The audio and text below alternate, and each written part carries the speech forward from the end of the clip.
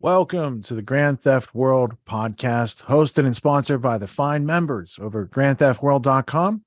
This is episode 125. This is American Struggle Sessions, and we'll get to why it's called that. Is this a struggle session? Are we in China? If the clips don't illustrate it, we'll have to maybe do a research, a little deep dive into what is a struggle session, how did they play a role in 20th century history, and how might history be repeating right now. But before we get to that, we got to dig into this week in news. We had a lot of things happen this past week, things you never thought you were going to see happen, and some things you never thought you were going to see happen that didn't happen. So first, Fauci went to poor neighborhoods and was trying to get people to get up on the vax, and he got himself an education. Because when you start talking about paying people to get vaccinated, when you start talking about incentivizing things to get people vaccinated, there's something else going on with that. Something else going on. It is something going on. And y'all campaign is about fear. It's about inciting fear in people. You all attack people with fear. That's what this pandemic is. It's a fear. It's fear, this pandemic. Woo! Fauci put in his place, going door to door, trying to get people to comply. And, well, this very based individual called it like it is. So there's a video circulating around, going far and wide, going viral, if you will.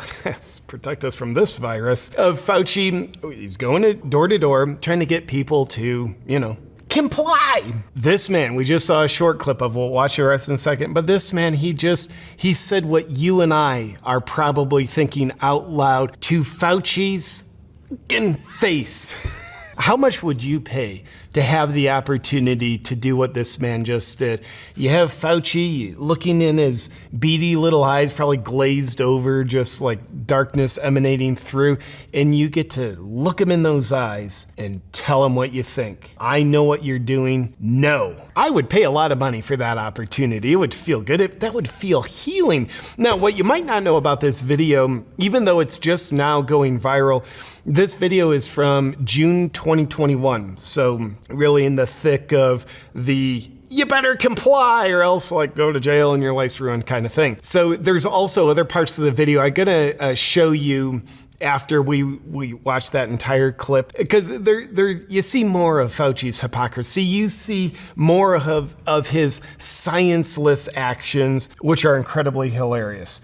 But before we get to that, let's take a look at this very wise man speaking very truthful words to a very evil man who speaks nothing but lies. Oh, and by the way, the lady you'll see in this video, that's the mayor of Washington, D.C., going around with Fauci. Now, you just gotta imagine, before they knocked on this guy's door, they're going around, they gotta be thinking hey, we're well known.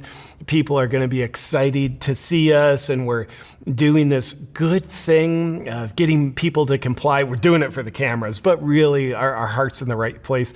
So they just had to be expecting the exact opposite of what they got. Rude awakening for rude people, if you ask me. The people in America are not settled with the information that's been given to us right now. So I'm not going to be lining up taking a shot on a vaccination for something that wasn't clear in the first place. And then you all create a shot in miraculous time. It takes years to create vaccination. Well, it used to take years. Okay, it used to. You know how many years were invested in this approach? About 20 years of science to get us to be able to do it. 20 years is not enough. And 9 months is definitely not enough for nobody to be taking no vaccination that you all came up with. The only reason I'm talking to you right now, as close as we are, is that I've been vaccinated. Right. But if it allows thousands of people like you don't get vaccinated, you're going to let this virus continue to percolate in this country and in this world. Something like the common flu then, right? And it's much more serious than the flu. Well, the flu kills a lot of people annually too. You know how many people died of the flu the last year? I mean, not this year, virtually none, but the previous year, about 20 to 30,000. You know how many people have died from COVID-19 in the United States? 600,000 Americans. Well, the number that you all giving that died, that's once again, that's you all's number. You gonna pass? Yeah, definitely. Right. Because when you start talking about paying people to get vaccinated, when you start talking about incentivizing things to get people vaccinated, there's something else going on with that. Something else going on. It is something going on. There's something else. You're right. But I'm glad millions of people like me and most everybody here didn't get an. You know what their incentive was? Protecting their health and protecting the city. Well, but I won't keep you anymore. It's okay, because my incentive, y'all campaign is about fear. It's about inciting fear in people. You all attack people with fear. That's what this pandemic is. It's a fear. It's fear, this pandemic. That's all it is. And aside from that story, parallel to those ongoings, we had the last week we were told that Donald Trump was going to be arrested. In fact, Donald Trump himself had told the world he expected to be arrested. And then we found out midweek that there was exonerating evidence that was now circulating, and there's no longer an indictment pending on the former president of the United States. Donald Trump is once again feigning relevance this week with a social media post that predicted his own arrest. Former President Donald Trump says he expects to be arrested in connection with the years-long investigation into a hush money scheme involving adult film actress Stormy Daniels, and called on his supporters to protest any such move. In a social media post, Trump, referring to himself, said, "The leading Republican candidate and former president of the United States will be arrested on Tuesday of next week." This dude's predicting his own arrests now? What, is he not getting enough attention? This is like the girl in your high school who buys herself a rose on Valentine's Day. It's from my boyfriend. He works for the deep state. I'm so crazy about him, one of these days he's gonna have me arrested. I surrender! Yo, didn't he leave you for DeSantis? No, he did not leave me for DeSantis! That's a rumor! We had news this week that the countries with the highest mortality rates are also the countries with the highest vaccination rates with respect to COVID. So things that were said a couple years ago that would have got you banned in all these sort of places is now becoming official knowledge. And it seems like they turned off the valve on some of the gaslighting, albeit being 3 years too late for a lot of people in their health decisions. Okay, so now there's been a lot of excess deaths, meaning people are dying in much higher rates than before COVID. And these aren't related to COVID. So they're trying to figure out what is doing this, what's killing all these people in such high numbers. The corporate media won't cover it. The corporate media, funded by Big Pharma to the tune of 70% of their budget, won't cover the excess deaths since COVID started. I wonder why that is. Well, John Campbell is here to let us know. What do you want to say? Do you think they're being attacked by a coon dog? A raccoon dog? So John Campbell, whose Wikipedia page looks as bad as mine, he's here because he tells the truth about COVID. And so they come after you. And so he's considered a conspiracy theorist who spreads misinformation about COVID. And here he is to tell you about excess deaths. Okay, here we go. Well, a warm welcome to this talk. It's Wednesday, the 22nd of March. Now, today I'm going to be looking at a paper, and this is the paper here I want to look at. Is there a link between the 2021 COVID-19 vaccine uptake in Europe and 2022 all-cause mortality? Not COVID mortality, all-cause mortality. And this study did find such a correlation. Now, let's look at it now. This is the question. That's the paper. Now, this is studied in, this paper's published in Western Norway University of Applied Sciences. Now, in Norway, they have certain freedoms that we don't have in Western countries. We don't have in the UK or the United States. For example, in Norway, you can actually camp anywhere. So there's certain freedoms in Norway that we don't have in other countries. Anyway, getting back to the topic in hand, conflict of interest statements. The authors declare no conflict of interest. So I think we can take it from this that the authors are not being paid huge amounts of money by vested interest, which of course is always good to check. So no vested interest there. The authors say we primarily study a possible link between 2021 COVID-19 vaccination uptake in Europe and all-cause mortality in 2022. So they're correlating vaccines in 2021 for COVID-19 and monthly mortality in 2022. Of course, these are the countries with the highest rate of vaccination. So they call it vaccine uptake. Okay. Population size, needless to say. Their conclusion here, direct quote from the paper, the interaction between vaccine uptake and time passed in months since the beginning of 2022 is strongly significant, and implies that the mortality increase and the higher the vaccine uptake. So implies that the mortality increases the higher the vaccine uptake. The more people had vaccines in 2021. So that was vaccines in 2021. And this was increasing deaths in 2022. There is a positive correlation between the two. The higher the vaccination rate, the higher the deaths. The lower the vaccination rate in 2021, the lower the excess deaths. We also have new exonerating evidence in the January 6th saga of the alleged insurrection that turned out to be more like a directed tour by the police. In fact, the Capitol Police are not alone in that. The DC Police, there's now surfaced footage that the DC Police were specifically helping to aid the riot, to get it started, almost as if they were working on some plan. So that's yet to be revealed. But the Twitter files and these other exonerating evidence pieces coming to light, I think it's refreshing, because people had smelled that there was censorship and what's being hidden. Now you're seeing what was hidden, and it was hidden for purposes of power. And they have gained power so that they no longer need to hide these things. They can let it be seen in full view, which is another expression of their power when you find out, but it's too late.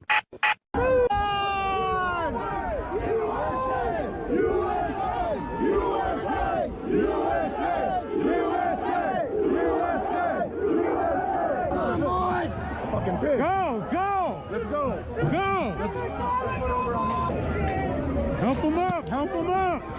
Help him up! Hold on, wait! Push him up! Push him up! Help me bend it! Come on, come on, come on! Let's go! Leave that! Leave it! Leave it! Everyone, something now! God damn it!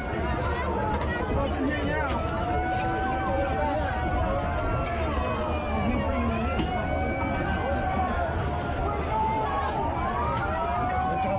Come on, man, let's go. So leave that shit.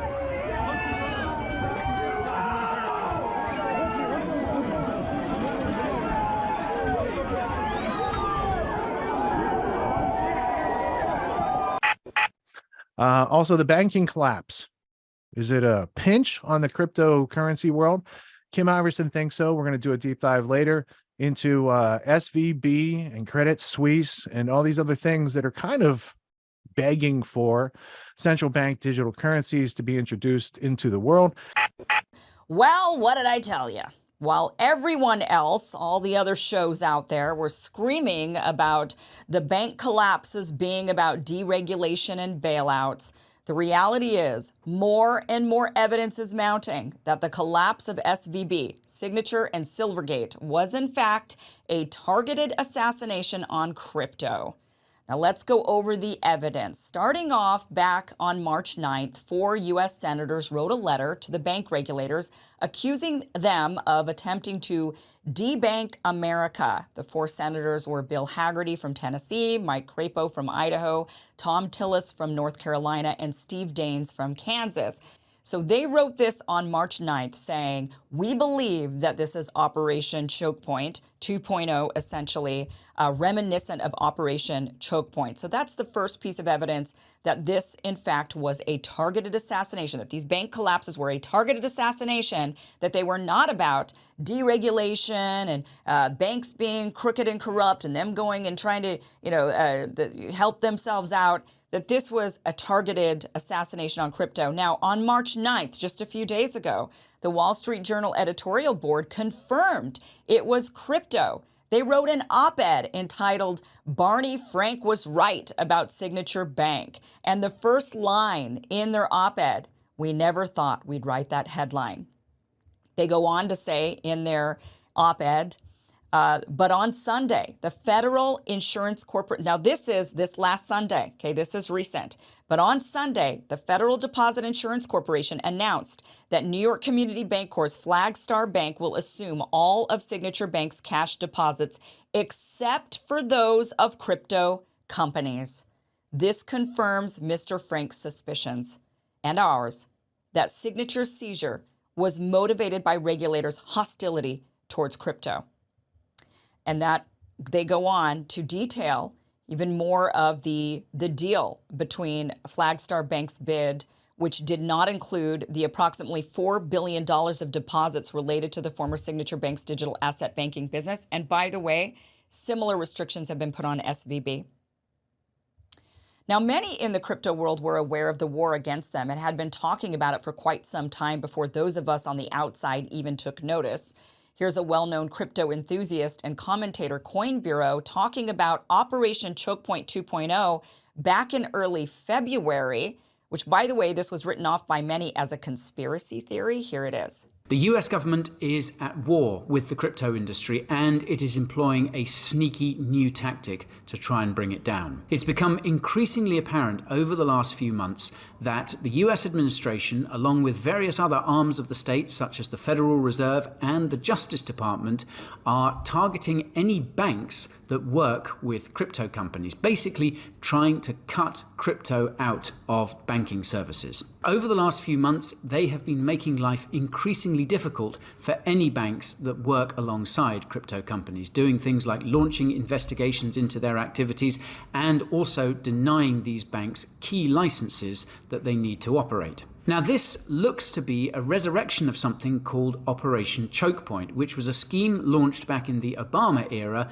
that aimed to try and cut industries that the government didn't like out of the banking sector. These included things like online poker and also payday lenders. It basically used the same tactic we're seeing here: lock them out of banking services and make it as difficult as possible for these industries to operate. And now they are using this to turn their focus onto crypto. This is basically just a stealthy way of cutting off oxygen to the crypto industry without having to go to all the expense and bother of legislating against it specifically. Now, Operation Choke Point was shut down under President Trump, but it looks like it is being resurrected in some way in order to go after the crypto industry.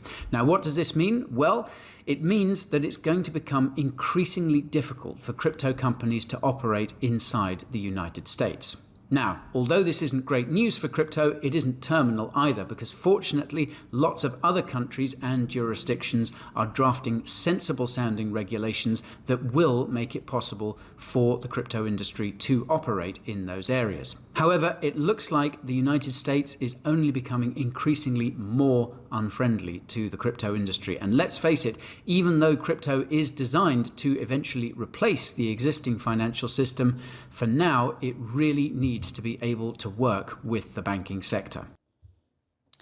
So there you have it. People have been screaming about Operation Choke Point 2.0 for a while, those in the crypto community, but that word had not really leaked out much. And when it did, people said that's just a big conspiracy theory.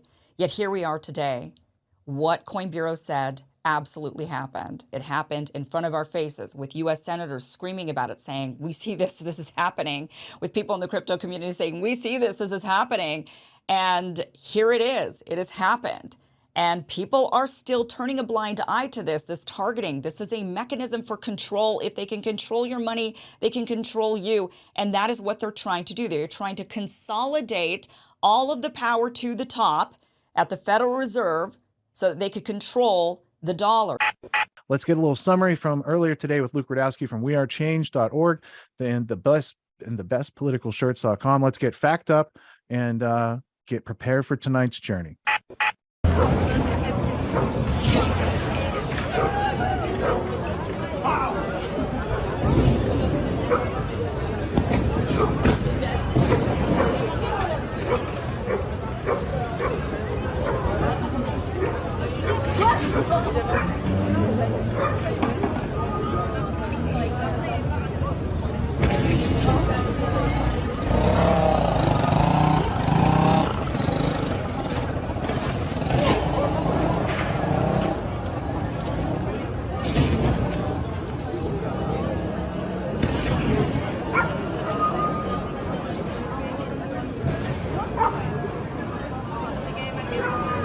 Wow. Now, I don't know about you, but that's pretty romantic to me. Well,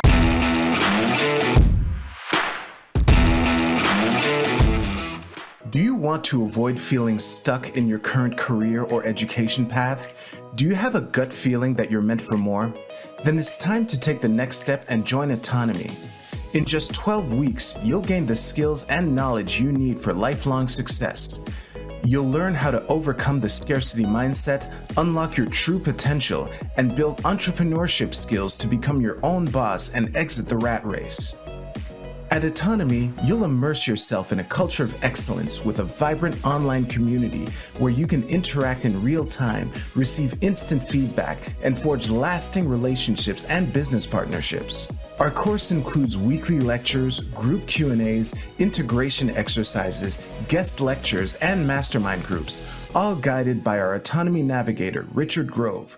With his passion for sharing his knowledge and experience, Richard will help you achieve an independent lifestyle without the stress or research involved. Have you ever thought about having your own podcast? Then get your practice in with our Do It Live Autonomy podcast, where you'll get structure, support, and feedback to gain the experience for your own podcast. And you'll love our community forum, where you'll stay connected to fellow students worldwide and always be up to date on exciting projects, guest speakers, and new developments in autonomy and beyond. So why wait? Take the next step and join Autonomy today. The possibilities are endless with critical thinking, communication, and productivity skills at your fingertips. Join the hundreds of graduates who have transformed their lives with Autonomy. Sign up now